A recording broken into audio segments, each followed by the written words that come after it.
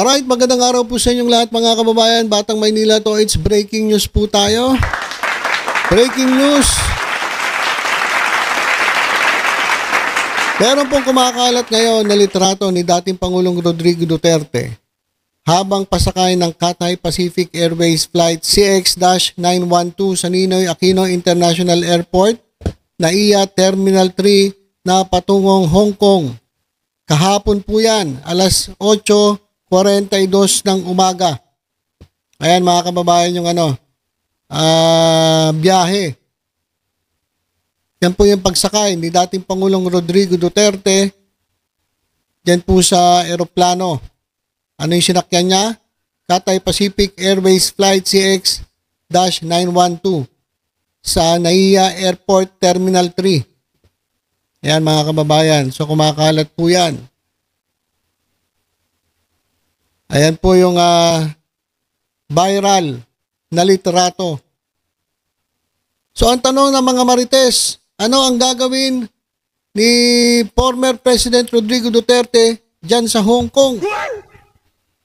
Ito mga kababayan, ayon po sa report, ayon po sa mapagkakatiwalaang sources, umalis si Digong sa Davao City alas 9 ng gabi noong Huwebes patungo ng Maynila, sakay ng Philippine Airlines Flight PR2829 at tumating sa NAIA Terminal 2 makalipas ang 2 oras. At sa kanyang biglahan, meron pa dito, at palihim. Ito talaga isa ito mga media, gatong din to mga kababayan People's Tonight ito binabasa natin At sa kanyang biglaan at palihim. Patungo sa ibang bansa, marami sa mga netizens ang nagtatanong, bakasyon ba o iwas sa International Criminal Court ang pag-alis ng dating Pangulo? Kayo, sige nga, mag-comment nga po kayo sa ating video ito. Maglagay po kayo ng comment niyo dyan sa comment section. Ano sa tingin niyo? Bakasyon ba? Magpapacheck up ba? Health reason ba? O iwas sa International Criminal Court or ICC ang dahilan sa pag-alis ni dating Pangulong Rodrigo Duterte dito sa ating bansa papuntang Hong Kong? Mga Marites, pagkakataon nyo na na magsulat dyan sa comment section natin at sabihin niyo kung ano ang inyong sapantaha. Yung inyong mga, alam ko magagaling kayong mga mga Marites Sige nga, ilagay niyo ano sa tingin niyo, bakasyon ba? Nagpa-check up ba? O dagdagan nyo yung mga dahilan. Alam ko, marami kayong pwedeng idagdag na dahilan. O kaya naman ito ay pagtakas. Dahil, mga kababayan bakit tatakas? Nasa na ba ang ICC? Ito ay dahil sa mga ugong-ugong na mag-i-issue na sa mga susunod na araw ang ICC ng arrest laban kay Duterte. Ayan naman pala. May ugong-ugong mga kababayan na meron na raw warrant of arrest ng ICC laban kay Duterte. At ang itong warrant of arrest ay dahil po sa naharap siya sa kasong crimes against humanity dahil sa di umano'y pagpatay sa libu-libong katao. Kabilang ang mga drug personalities sa kanyang ipinatupad na war on drugs na nagsimula noong siya ay alkalde pa lamang ng Davao City hanggang sa mahalal bilang Pangulo ng bansa. Ang biyahe ni Duterte sa bansa ay nataon din sa kasagsagan ng pangangampanya ng PDP laban senatorial candidates na kanyang sinusuportahan.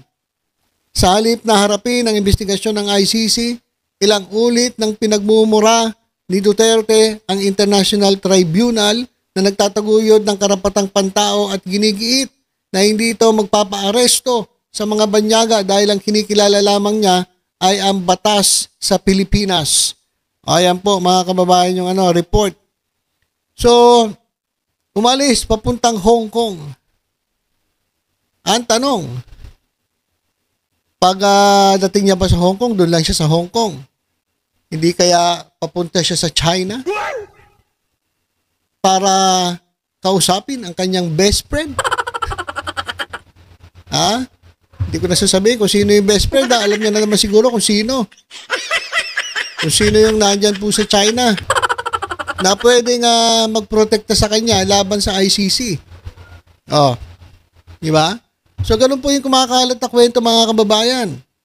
Umalis, pumuntang Hong Kong, at sa tingin ko lang ito, hindi naman totoo to. Sa tingin ko lang, pupuntang China para kasi mas sigurado ang kanyang matatanggap na proteksyon dyan po sa China. Hindi po sa Hong Kong. So, Hong Kong malapit na sa China eh. Baka sunduin pa yan eh. At pag nandun na sa China, wala na. Walang pwedeng gumalaw. Walang pwedeng gumalaw kay Duterte pag nandun na sa China. Dahil nga, best friend, alam mo na. So, yan mga kababayan ng kumakalat na mga balita. Nako, biglaan daw at palihim ang pagtungo sa ibang bansa ng ating dating Pangulo, former President Rodrigo Roa Duterte. Kaya ulitin ko ang tanong, ano ang gagawin niya? Magbabakasyon ba? Magpapacheck up ba? Magpapakonsulta ba na may kadalaman sa kanyang kalusugan? Ano ba, mag-i-enjoy ba? Magsha-shopping ba dyan sa Hong Kong? Baka magkita-kita pa sila ng BBM vlogger dyan sa China. Diba? May mga BBM vlogger sa China, nandun pa sila. Ewan ko, nakauwi na. Baka magkita-kita pa sila ron. Kung papunta ng from Hong Kong ay lilipad itong ating dating Pangulo dyan po sa China para mas sure ang kanyang proteksyon laban sa ICC. O ano lang, merong meet and greet? Meron bang mangyayaring maisog dyan po sa Hong Kong? May kipagkita ba siya sa mangangampanya ba siya dyan sa Hong Kong para doon sa kanyang mga senators na palubog? O padapa? Nako, kawawa naman si Pangulong, si former President kung ikakampanya pa niya yung mga kandidato niya na mukhang malabo pa sa sabaw ng pusit na manalo. O kaya naman, ito ang pinaka kontrobersyal na dahilan, malamang. Umiiwas po siya sa warrant of arrest na i-issue ng ICC. Kasi ayon po sa napapabalita, ay malapit na po. Sa susunod na araw na pala ang lalabas ang arrest warrant laban kay dating Pangulong Rodrigo Duterte dahil po sa kasong crimes against humanity, dahil nga po sa paggurgol sa libu-libong tao, kabilang ang mga drug personalities sa kanyang pinatupad na war on drugs na nagsimula nung siya pa ay alkalde ng Davao City hanggang sa mahalal bilang Pangulo ng bansa. So ayan po mga kababayan, where na you? Ayan mga kababayan, Tatay Digong, where na you?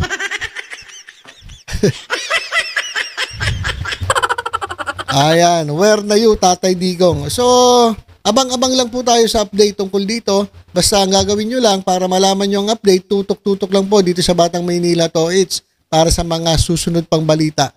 Alright, ingat po tayong lahat. God bless po.